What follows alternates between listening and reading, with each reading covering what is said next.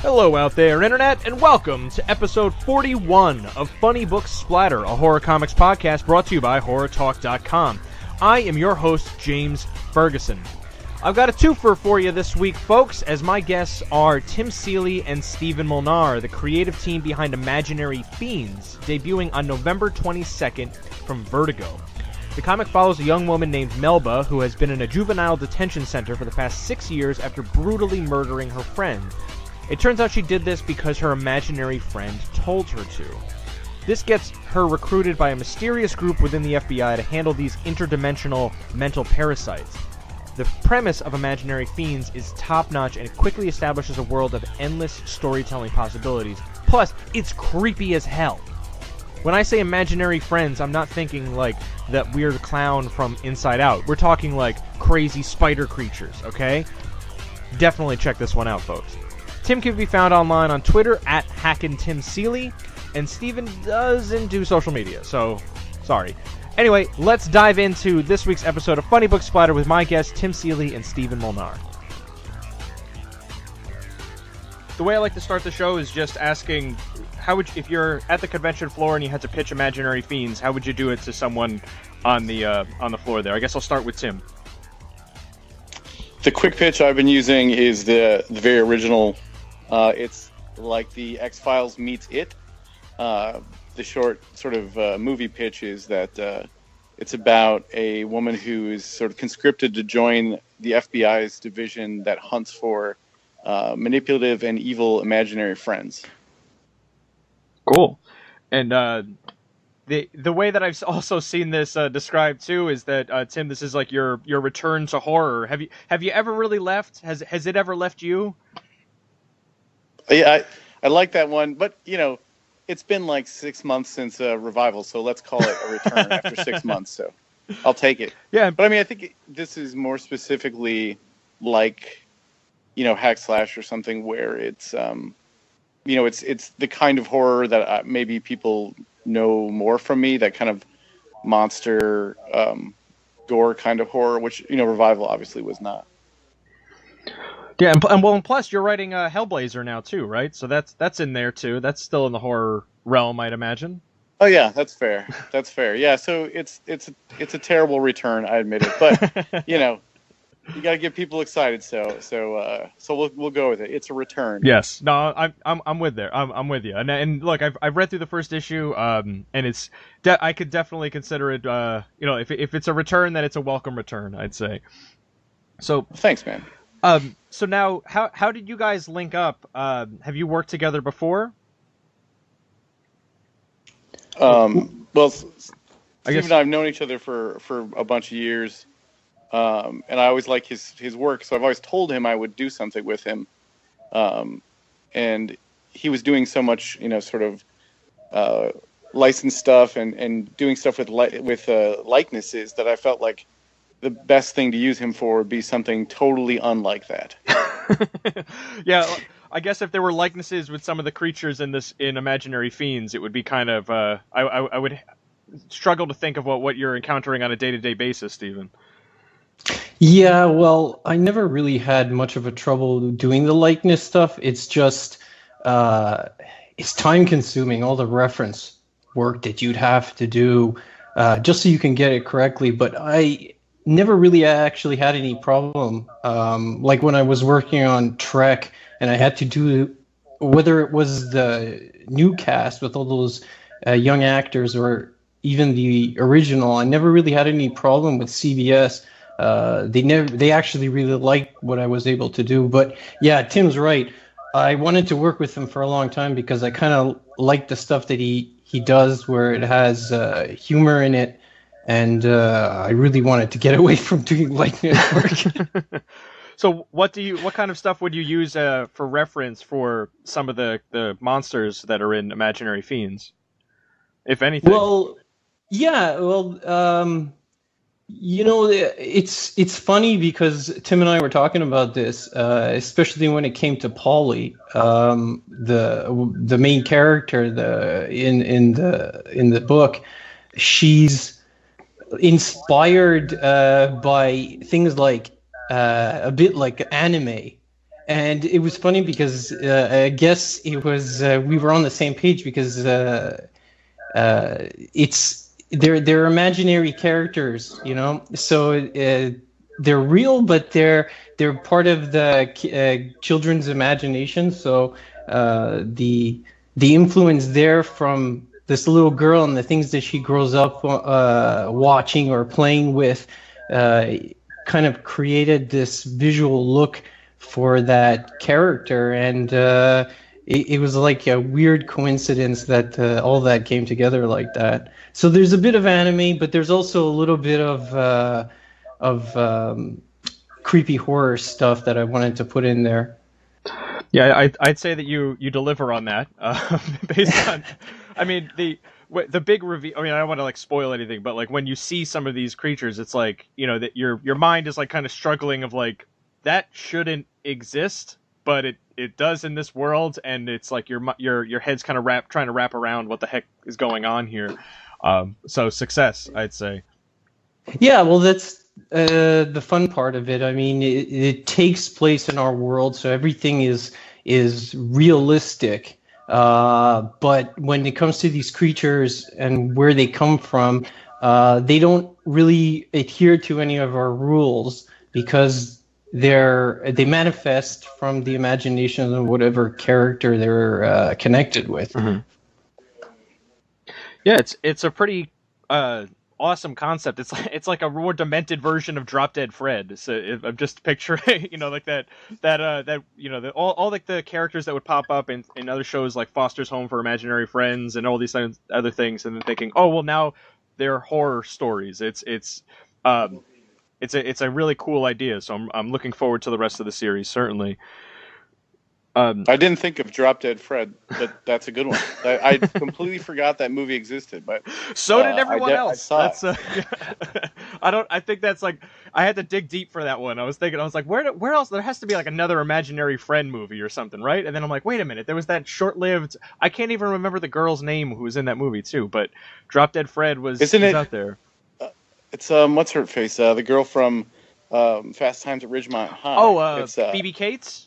Phoebe Cates. Yeah. Oh. So there you go. Yeah. So there we go. We got it. But yeah, that's out there. That's like a, you know, another little take on it, but taking it and putting it in a whole new direction with this is really cool stuff. We're all gonna run out now and go watch that movie just so that we don't tread the same territory as Drop Dead Fred. I think you're pretty safe there. Did he have to fight like an evil Fred? I don't remember. That would be amazing if I was so influenced by Drop Dead Fred I didn't even know it. It all comes together here. Like it's been in your subconscious for years. Yeah, it could totally be that. By the way, I guess the cheesy interview question I can ask you is, well, did you have an imaginary friend as a child? I mean, I did not, and I used to fake having imaginary friends so that I could get away with drawing stuff that I wanted to. Like when we had to draw a portrait of our family in class, I'd draw a dinosaur, and the teacher would ask me why. I'd be like, it's my imaginary friend. And it was just a cheat. And in fact, there's a character in the first issue based on stuff I would throw in those family portraits to get away with it. There's the character Marshall Locke is sort of based on my fake imaginary friend from when I was a kid. That's great. What about you, Steven? I have no idea. I can't remember that far back. I mean, oh God, I don't think so though. Yeah, it would be. It's. I feel like that was like the line I couldn't cross in terms of imagination, where it's like I could invent all stories and talk about all these different things, and but it was like to have a conversation with someone that wasn't there was like, nah, I'm done. Like I can't get past this. I don't know. I guess no, go ahead. I guess the closest would be like, you know, it would probably be the same for a lot of creative people. Is that you create all these stories in your head when you're little, especially drawing. So if I was drawing, I would be coming up with all these backstories for all these ridiculous little drawings that I would be doing since I was a kid. So I'm guessing maybe it's something like that.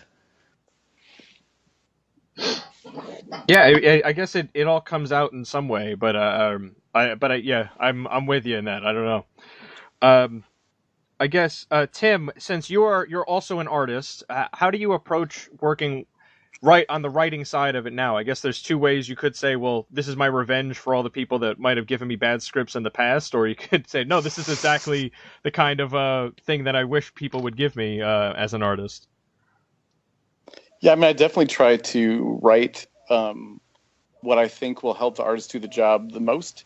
And even then, I still fail sometimes. I mean, I know I sometimes write script directions that I'm like, why? That's completely impossible, or that's two actions, which is something that drives me crazy. But I definitely try to, make the scripts visually focused so that, the artist who has to do a lot more time gets to have, the complex parts explained and the fun parts left up to them.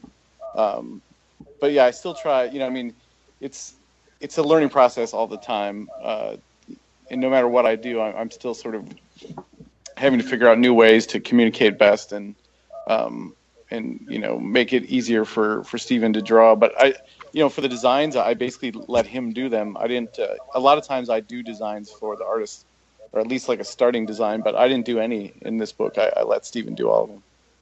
Well, there's Charlie. Charlie. Oh, I didn't have Charlie. Yes, because I didn't have a very good Charlie design. We tried so hard, but in the end, Tim knocked out a really good design. I just tweaked it a little bit so that he would be a little bit more handsome than the way Tim drew him originally.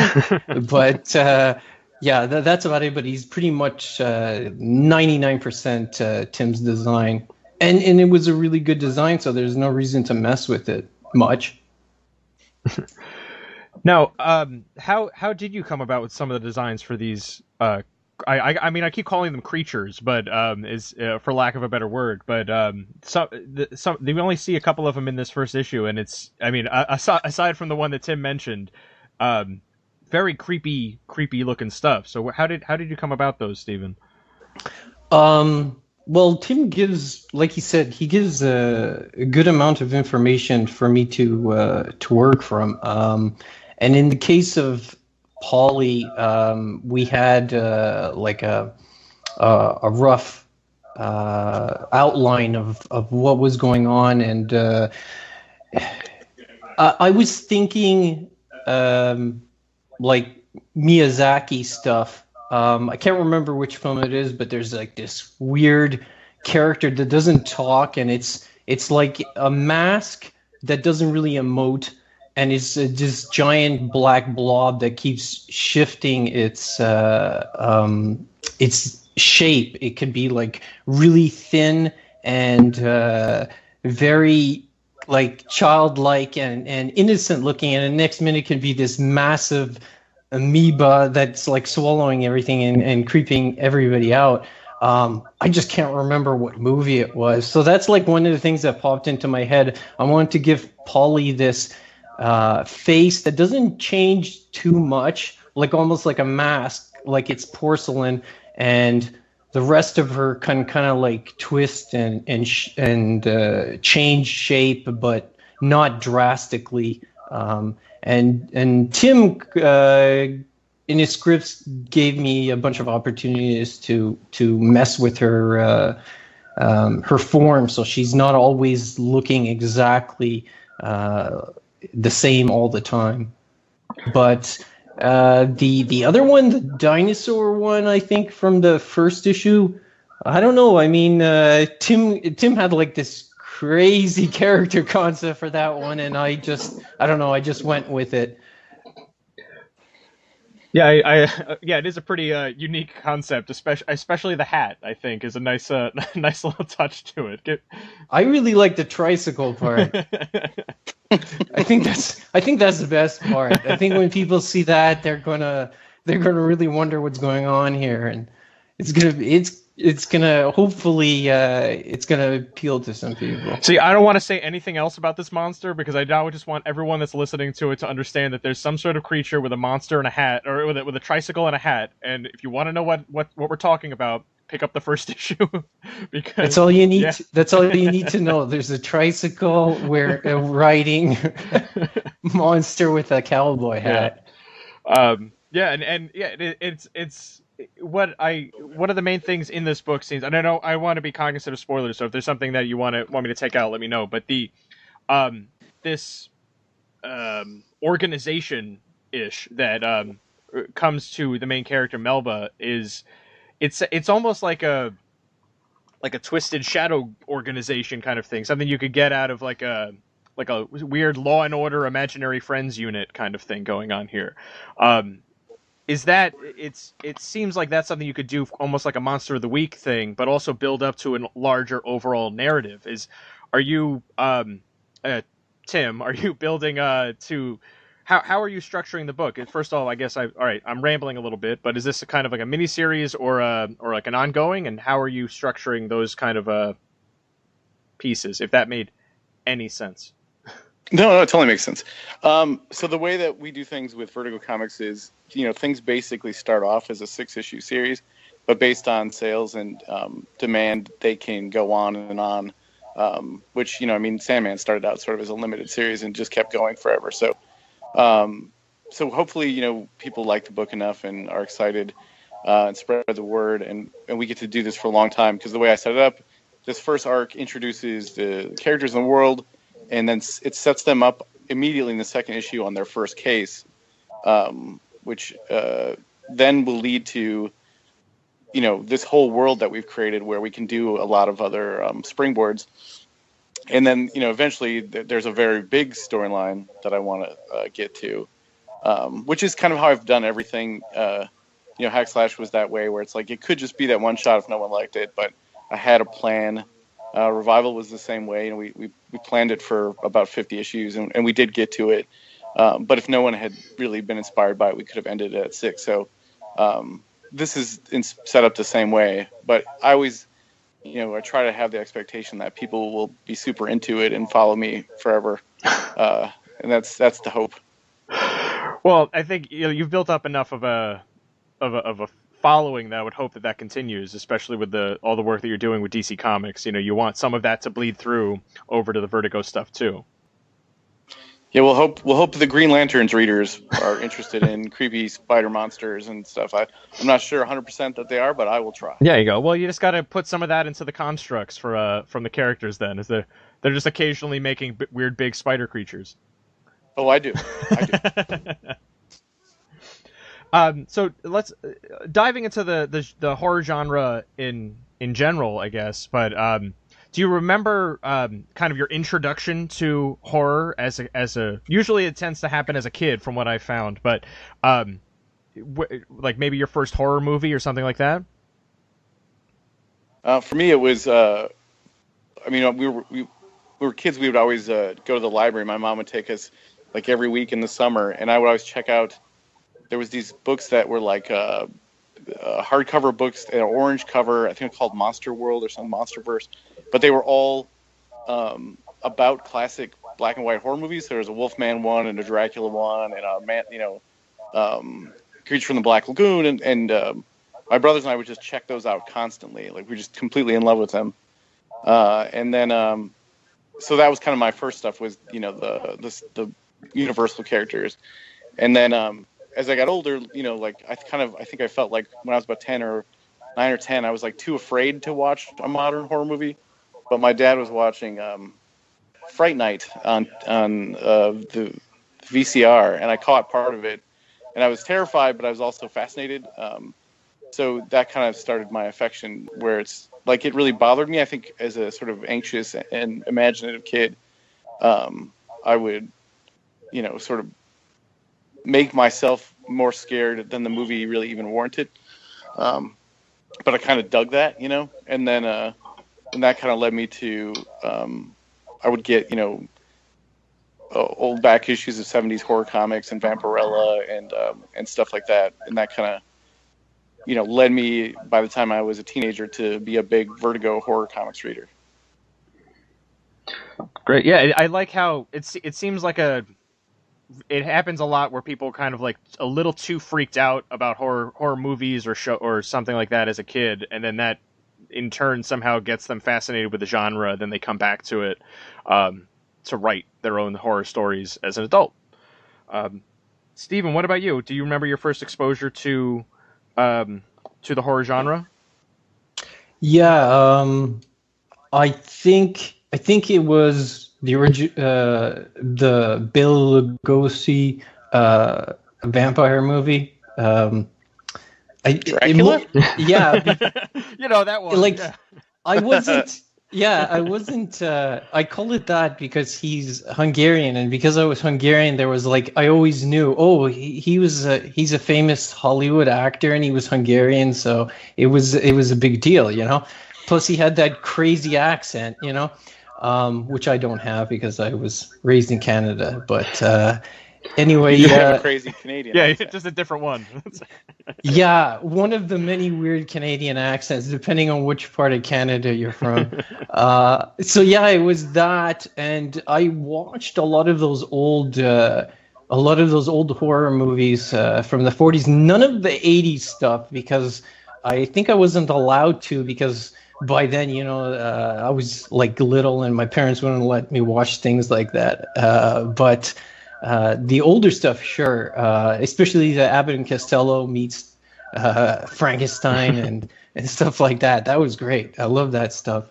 But and then later on, I guess the big one that left an impression was it when it was on TV. And looking back on it, I really love the way that they did that with on TV and how scary it was.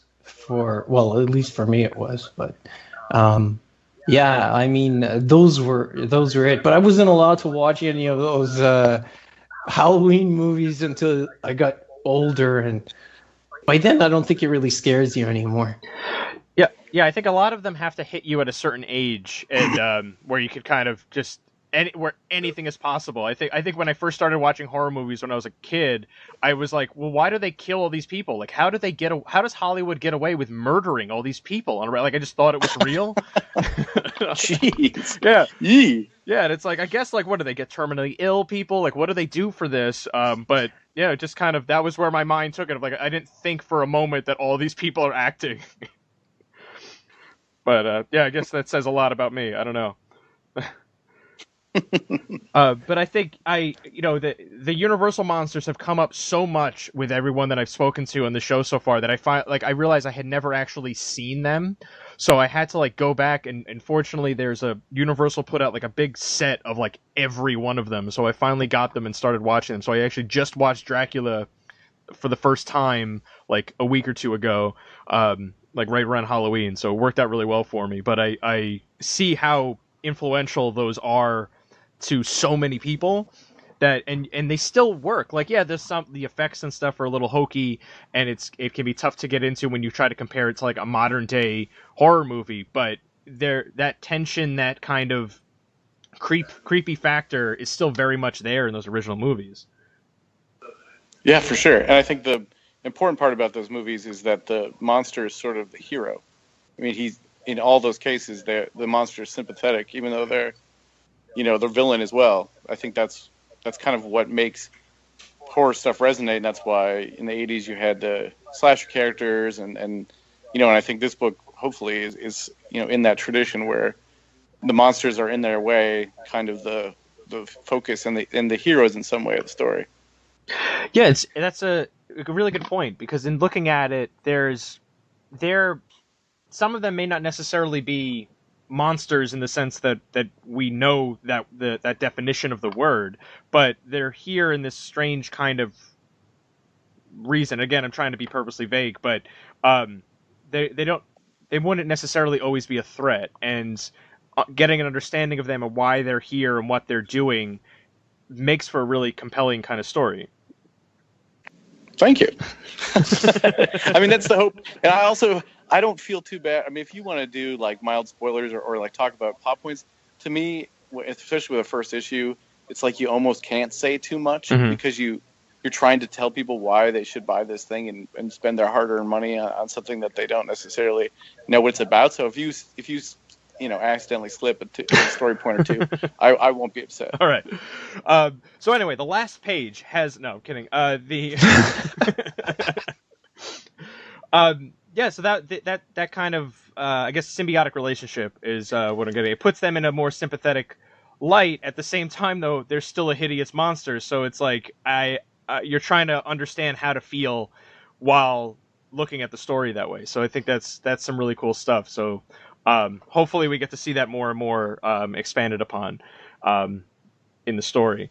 Now, one of the things I was curious about too, the Melba's coloring. So I guess the concept there is that she's, after her experience, she doesn't feel comfortable kind of imagining anymore. Is that kind of the gist of that? Yeah, I would say so. Okay. I mean, her imagination has been weaponized, so I think she knows she's carrying a loaded gun. Mm-hmm. And the opening too. I feel like I'm jumping around a little bit, but the opening of the book has a very, like, I know you mentioned X-Files meets Stephen King's It. I get a very like Stephen King flair to those opening few pages, because you capture this idea of, well, this is youth, this is you think that this is where this book is going, and then you take this hard turn to the right and into just pure horror. How do you approach something like that when you're kind of making a character that isn't really, at least right now, not a main character for what we conceive of a major player for the first issue? Well, I mean, it's interesting. So I hadn't seen it or read it before I wrote this script. Really? I hadn't. And I saw the new one. So here's a weird thing, which I've had when I was doing Revival. People were always like, "Oh, it's sort of a Stephen King kind of thing," and I had to admit, I've actually never read any Stephen King. I had seen a couple movies. I think I saw, Sleepwalkers and Maximum Overdrive or something, but I just wasn't that familiar with the guy's work, and I felt like, oh, I can't do it now, because if I do, it might influence Revival. So when I finished Revival last year about this time, I went and bought like a ton of Stephen King stuff and read it all, and I was like, oh my god, I've been basically sort of ripping this guy off for years, because I was taking like my whole thing was I was going to take like Lovecraft horror and like 80s horror slasher stuff, and then like make it like modern small town America. That was my approach, and I was like, that's what Stephen King does. That's what it is actually. But I knew about. I mean, it's impossible not to know about the movie It. But I think one of the things that I learned maybe from everyone else, and that Stephen King does really well, is that to make people drawn into the world, you give them something familiar, and then you twist it on its head to introduce them into the conflict or the horror that they are going to be experiencing. So, having this story start with little kids, and that's really I think an important thematic thing in the story, because it's about the way kids imagine things, and about how a lot of times when you're a kid, it's hard to tell the difference between your imagination and what's real, which obviously in a world of fake news accusations is even irrelevant all the time. But I mean, that was kind of the idea, was to set it off thematically, but also I think relatably. Yeah, I'm sorry, I'm still wrapping my head around that you had gotten that long in life without reading a Stephen King book. Yeah, it's weird. I know. I don't know why. I can't remember the reason for it either, because I don't know why. It's weird, and I'm kind of regretful of it. But it just was like, somehow it passed me by. Maybe it's because like the people in the 80s that I saw reading them were all like, like teachers and stuff, and I guess maybe I thought it was lame or something. I have no idea. Or because I saw Sleepwalkers and I was like, this sucks.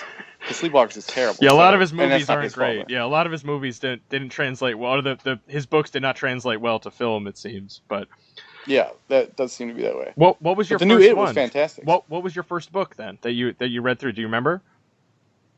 Yeah, it was real recent. It was called Wonderland or something. It was one of his mystery books. he wrote a book kind of in the style of a pulp mystery novel. It was set in a what do you call it? A park, like an amusement park. Yeah, like a carnival. Yeah, it was really good.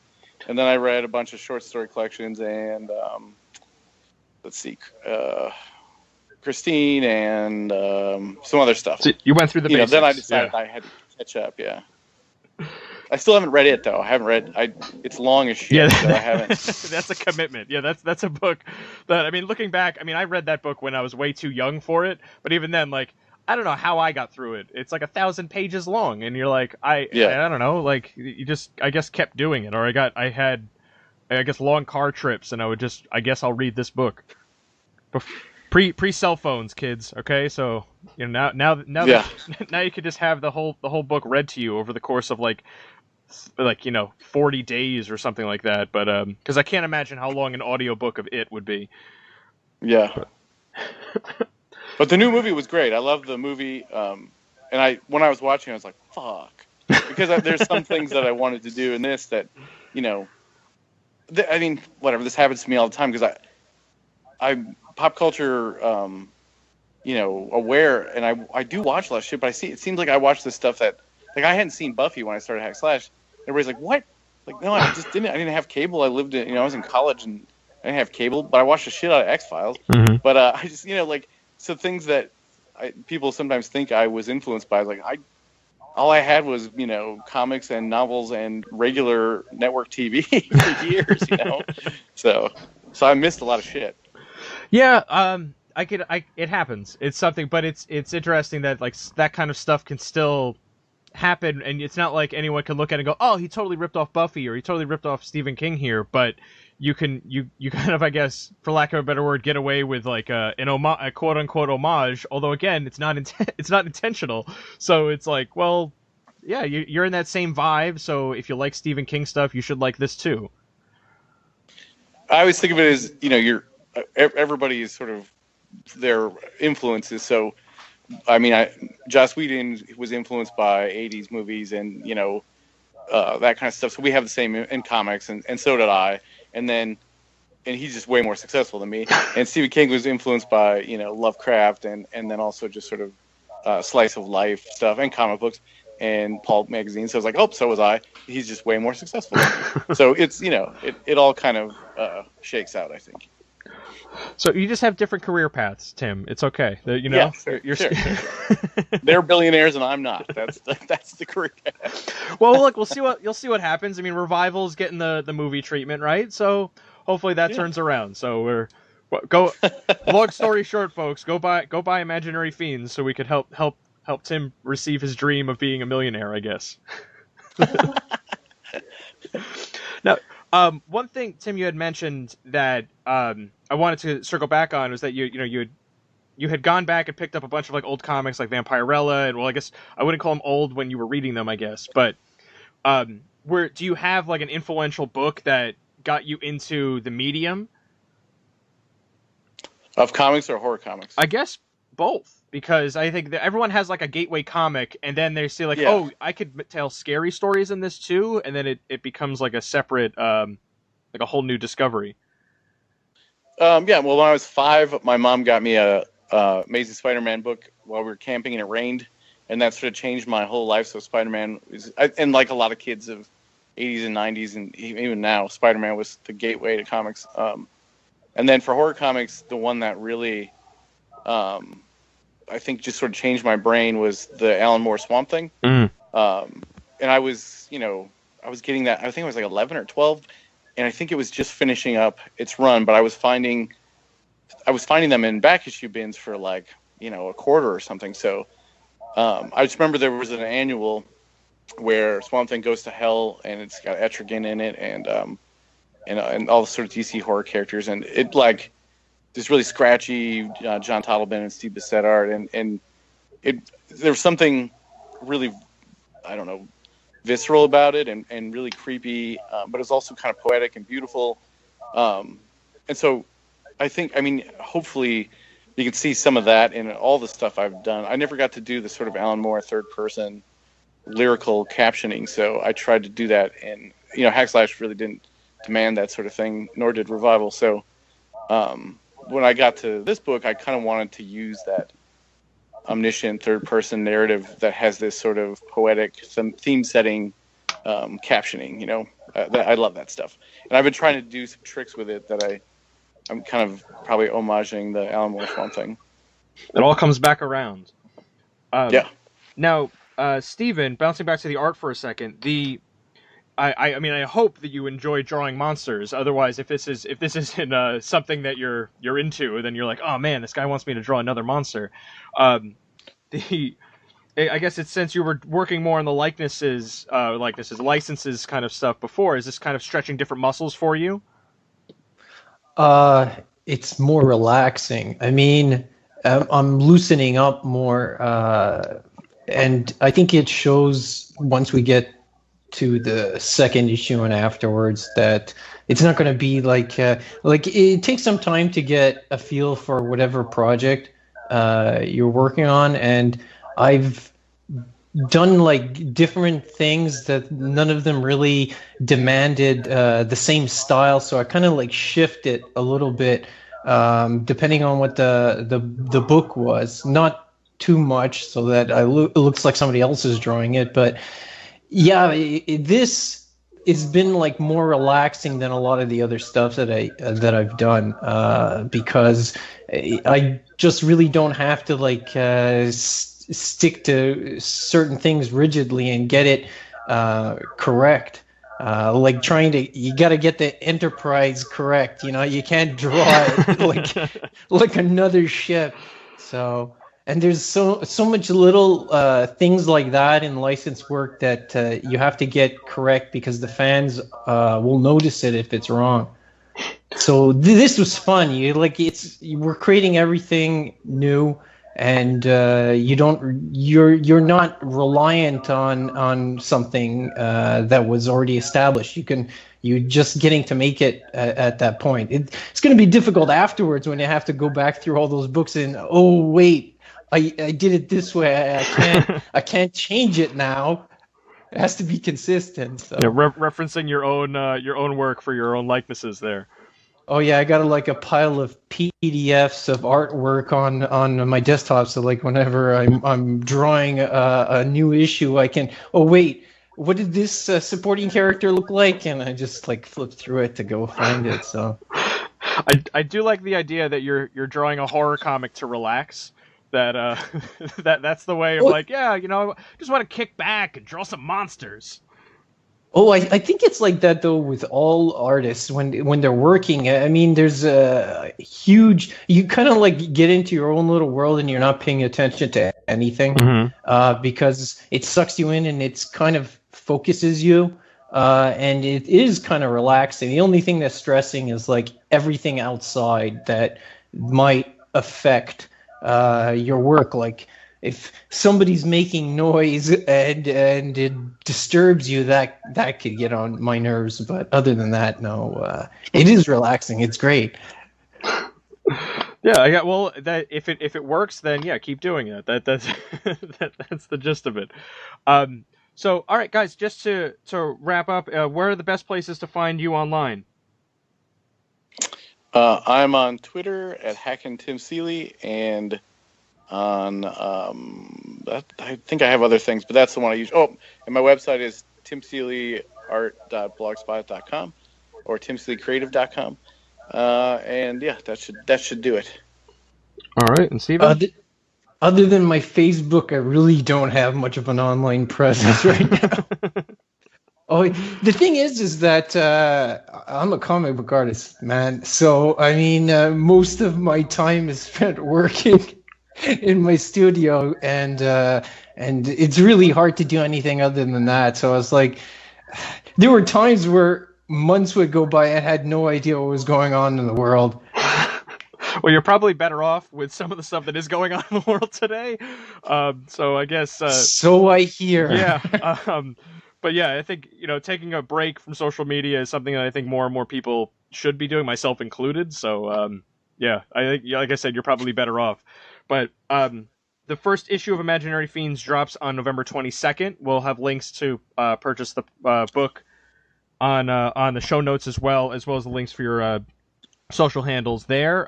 Plus, I should have a review for the first issue written up by then as well, so we'll make sure to link that too. But anything else you guys want to tease going into that first issue? It gets weirder and crazier and darker, so there's that. There we go. That's I can't think of anything else better to leave you with. So, but then Perfect. So that is it then, folks, for this episode of Funny Book Splatter. I have been James Ferguson with my guests Tim Seeley and Stephen Molnar. You've been listening to Funny Book Splatter, a horror comics podcast brought to you by HorrorTalk.com.